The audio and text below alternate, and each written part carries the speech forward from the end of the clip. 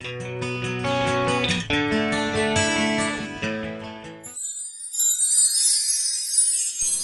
Friends, இது உங்கள் ஸ்நேகிதி.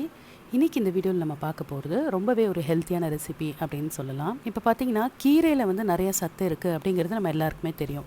ஆனால் அந்த கீரை செய்கிறது அப்படிங்கிறது தான் எல்லாருக்குமே ஒரு கஷ்டமாக இருக்குது. அதை வாங்கி க்ளீன் பண்ணி அதுக்கப்புறம் அதை செய்கிறது அப்படிங்கிறது வந்து ரொம்ப கஷ்டமான ஒரு வேலையாக இருக்குது. இது வந்து எஸ்பெஷலி ஒர்க்கிங் விமனுக்கு பார்த்திங்கன்னா ரொம்பவே ஒரு பெரிய சேலஞ்சாக இருக்குது. அந்த மாதிரி கீரை செய்ய முடியாதவங்களுக்கு ஒரு சூப்பரான அதே அளவு சத்துள்ள ஒரு ஆல்டர்னேட் ரெசிபி தான் இன்றைக்கி நம்ம பார்க்க போகிறோம். ஸோ அது என்ன ரெசிபி, எப்படி பண்ணோம் அப்படிங்கிறத பார்த்துடலாம் வாங்க. இந்த ரெசிபி பண்ணுறதுக்கு நான் கொத்தமல்லி எடுத்திருக்கேன். கொத்தமல்லியில் பண்ணுற கூட்டு தான் இது. நான் இங்கே வந்து ஒரு கட்டு அளவுக்கு கொத்தமல்லி எடுத்திருக்கேன்.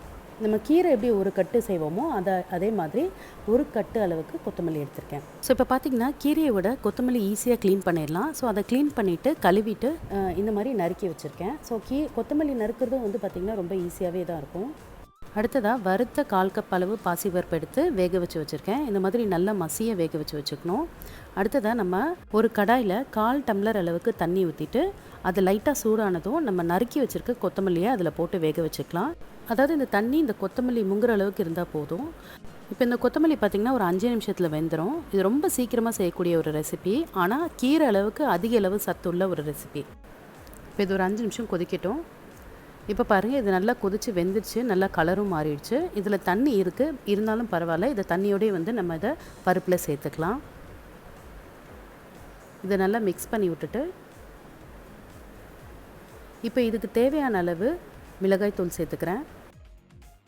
1/4 டீஸ்பூன் அளவுக்கு மல்லித்தூள், இதுக்கு தேவையான அளவு உப்பு, இது மூணையும் சேர்த்து லைட்டாக ஒரு 2 நிமிஷம் மட்டும் கொதிக்க விடுங்க. இந்த பருப்பும் மல்லித்தலையும் வெந்துடுச்சு. இந்த மிளகாய் தூள் மல்லித்தூளோட பச்சை வாடை போகிற வரைக்கும் மட்டும் இதை கொதிக்க விட்டிங்கன்னா போதும். இதை கொதிக்கிறதுக்குள்ளே நம்ம இந்த கீரையை தாளிச்சிக்கலாம். ஒரு கடாயில் ஆயில் ஊற்றி ஹீட் பண்ணி கடுகு தாளிச்சுக்கிறேன். உளுந்து, சின்னதாக கட் பண்ணி வச்சுருக்க ஒரு மீடியம் சைஸ் வெங்காயம் போட்டு தாளிச்சுக்கிறேன். வெங்காயம் நல்லா வதங்கட்டும்.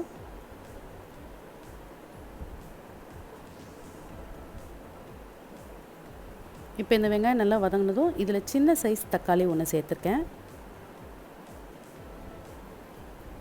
இந்த தக்காளி நல்லா மசிஞ்சு வேகிற வரைக்கும் இதை வதக்கிக்கலாம். இந்த மாதிரி நல்லா வேகணும். இப்போ இந்த வதக்கின தக்காளி வெங்காயத்தை நம்ம கூட்டோட சேர்த்துக்கலாம். இதை நல்லா கிளறி விட்டுட்டு இப்போ லாஸ்ட்டாக வந்து இதுக்கு தேங்காய் அரைச்சி ஊற்றணும். தேங்காய் அரைச்சி ஊற்றுறதுக்கு நான் ஒரு 2 டீஸ்பூன் அளவுக்கு தேங்காய், ஒரு 2 பூண்டு, 1 ஸ்பூன் சீரகம், இது மூணையும் வந்து நான் இந்த மாதிரி பேஸ்ட்டாக அரைச்சி வச்சுருக்கேன். இப்போ இந்த பேஸ்ட்டை வந்து நம்ம கூட்டில் சேர்த்துக்கலாம்.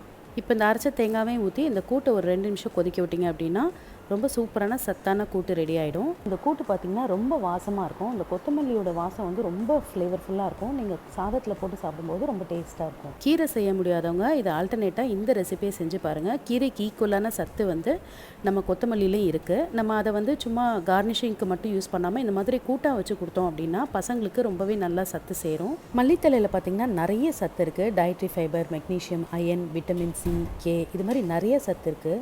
டயபெட்டிஸ் உள்ளவங்களுக்கு இது ரொம்ப நல்லது. ஏன்னா இது பிளட் சுகரை குறைக்குது. அது மட்டும் இல்லாமல் வந்து இது டைஜஷனுக்கு ரொம்பவே ஹெல்ப்ஃபுல்லாக இருக்குது. அது மட்டும் இல்லாமல் புதிய ரத்தம் உற்பத்தி ஆகிறதுக்கும் இது ரொம்ப ஹெல்ப்ஃபுல்லாக இருக்குது. ஸோ ஃப்ரெண்ட்ஸ், இவ்வளோ சத்துள்ள இந்த கொத்தமல்லி தலையை நீங்களும் கூட்டு செஞ்சு சாப்பிட்டு பாருங்கள். குழந்தைங்களுக்கும் ரொம்ப பிடிக்கும். என்னோட சேனலில் நிறைய கிவ்அவே அனௌன்ஸ்மெண்ட்ஸ் வந்துகிட்டே இருக்குது. போன கிவ்அவே வின்னர் யார் அப்படின்னு பார்த்தீங்கன்னா முல்லை ஜெய். அவங்களுக்கு என்ன கிடச்சிதுன்னா 1000 rupees வர்த் அமேசான் கிஃப்ட் கார்டு கிடச்சிது. ஸோ நீங்களும் வந்து இது மாதிரி இந்த கிவ்அவேயில் வந்து பார்ட்டிசிபேட் பண்ணி கிஃப்ட் வின் பண்ணணும் அப்படின்னா என்னோட சேனலில் வீடியோஸை தொடர்ந்து பாருங்கள்.